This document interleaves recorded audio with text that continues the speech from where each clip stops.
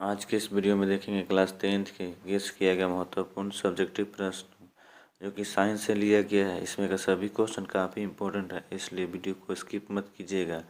Video को complete देखिए ताकि एक भी क्वेश्चन बोर्ड एग्जाम में छूटे ना। चलिए वीडियो को शुरू करते हैं।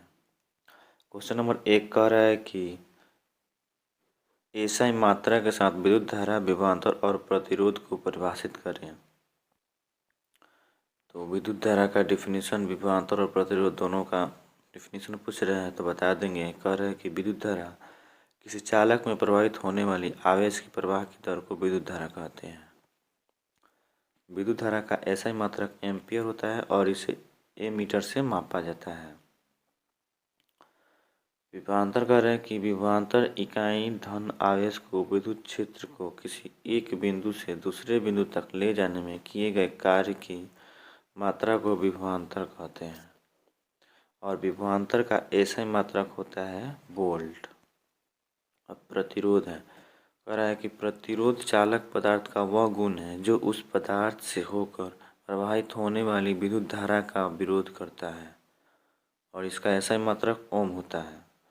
क्वेश्चन नंबर 2 की ओर चलेंगे। कह रहा है कि प्रतिस्थापन अभिक्रिया क्या है, उदाहरण देकर समझाइए।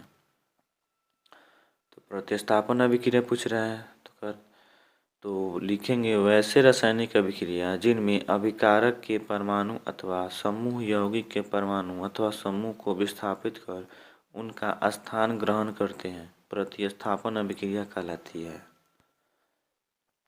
एक उदाहरण दे देंगे इसका। इसे लिखेंगे CH4 प्लस क्लोरीन और इस पर सूर्य की सनलाइट दिखाएंगे तो ये बनेगा CH3Cl प्लस HCl। अगला क्वेश्चन नंबर 3 कह रहा है कि जीवाश्म ईंधन और सूर्य ऊर्जा में अंतर लिखें। तो जीवाश्म ईंधन के बारे में देखेंगे। कह रहा है कि यह ऊर्जा का अनवीकरणीय स्रोत है। 2 नंबर कह रहा है कि इनका भंडार सीमित है। 3 नंबर कह रहा है कि यह प्रदूषण मुक्त ईंधन है। और सूर्य ऊर्जा में चलेंगे तो सूर्य ऊर्जा कह रहा है कि यह ऊर्जा का नवीकरणीय स्रोत है। 2 नंबर कह रहा है कि इसका भंडार सीमित नहीं है और 3 नंबर कह रहा है यह प्रदूषण मुक्त ईंधन है।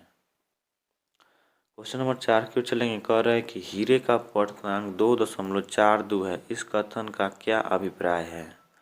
तो हमें पता है कि हीरे का अपवर्तनांक सबसे अधिक होता है, इसलिए इसका प्रकाश घनत्व भी अधिक होता है। 2.4 का यही अर्थ है। क्वेश्चन नंबर 4 हो गया। 5 की ओर चलेंगे। कह रहे हैं कि विरंजक चूर्ण क्या है, यहाँ पे क्या होगा।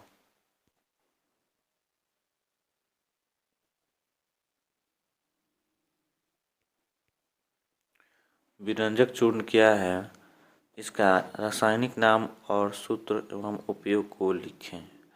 तो विरंजक चूर्ण का रासायनिक नाम कैल्शियम ऑक्सोक्लोराइड होता है। विरंजक चूर्ण का रासायनिक सूत्र CaOCl होता है। और विरंजक चूर्ण का उपयोग कपड़ा धोने के लिए किया जाता है और दूसरा है कीटनाशक के रूप में जल को शुद्ध करने में किया जाता है। क्वेश्चन नंबर 6 की ओर चलेंगे। कह रहे हैं कि विद्युत धारा की प्रबलता की परिभाषा दें। विद्युत धारा की प्रबलता का डिफिनीशन है किसी चालक के किसी अनुप्रस्थ काट को पार करने वाली विद्युत धारा की प्रबलता उस अनुप्रस्थ काट से होकर प्रति एकांक समय में प्रवाहित आवेश का परिमाण है। क्वेश्चन नंबर 7 की ओर चलेंगे। कह रहे हैं कि निकट दृष्टि दोष क्या है, इसे दूर करने के लिए हम किस लेंस का व्यवहार करते हैं। तो निकट दृष्टि दोष के बारे में पूछा जा रहा है। तो इसका आंसर है जब निकट की वस्तु स्पष्ट दिखाई दे और दूर की वस्तु स्पष्ट रूप से दिखाई न दे तो उससे निकट दृष्टि दोष कहते हैं। निकट दृष्टि दोष को दूर करने के लिए अवतल लेंस का व्यवहार किया जाता है। क्वेश्चन नंबर 8 की ओर चलेंगे। कह रहे कि विद्युत धारा के चुंबकीय प्रभाव से संबंधित दक्षिण हस्त अंगूठा का नियम लिखें। तो दक्षिण हस्त नियम लिखना है तो कह रहा है कि अपने दाहिने हाथ की तर्जनी, मध्यमा अंगुली तथा अंगूठा को इस प्रकार फैलाएं कि यह तीनों एक दूसरे के परस्पर लंबवत हो। यदि तर्जनी चुंबकीय क्षेत्र की दिशा की ओर संकेत करती है तथा अंगूठा चालक की गति की दिशा